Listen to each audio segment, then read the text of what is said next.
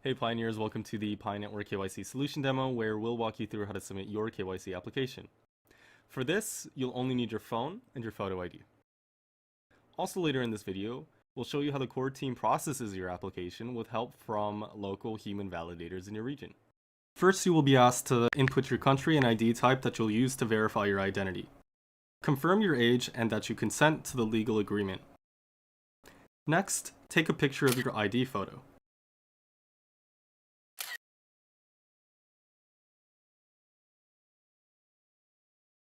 After entering the information on your ID into this form, follow a human liveness test that will instruct you on what actions to take along the way. This simple but important step distinguishes real humans like you from fake accounts and computer scripts that try to hoard pi.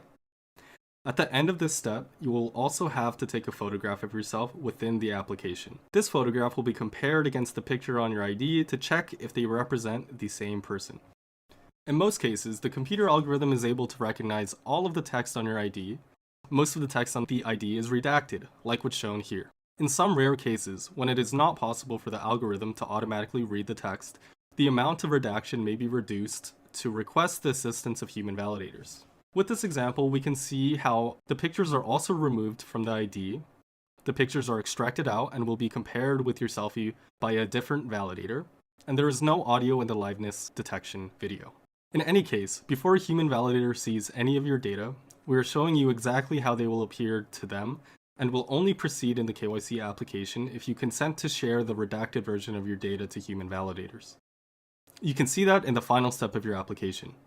If parts of your data are not redacted, you can go back and re-upload a clear picture of your ID.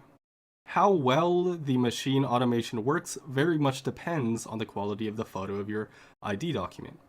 So, in a sense, if you want to minimize the chance of your personal data being seen by human validators, try to provide the best possible photo of your ID document with good lighting, clear and focused content, and a straight and correct angle.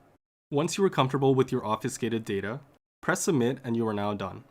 Keep in mind that your full ID and data are processed by the servers, and the redacted version is processed by human validators.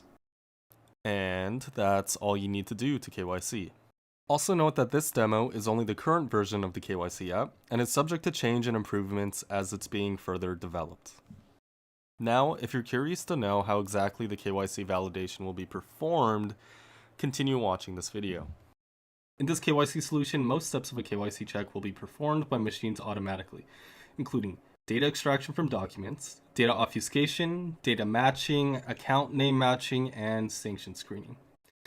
Human validators will only help with the identity authentication process when machine automation falls short, including ID type validation, face image comparison, and liveness confirmation, to prevent cheating in the KYC process. These are selected pioneers who have already passed KYC, verified their identity, and have legally agreed to maintain the confidentiality of any data they see. As there are thousands of ID types in the world, human validators from your local region are the best knowledgeable individuals to assess that information. This way, the KYC solution can support the widest variety of countries and regions' ID types in the world, making Pi as accessible as possible. To avoid human errors, more than one person will be asked to provide an assessment. Here, the algorithm decided that validators must verify my ID because it didn't look real enough.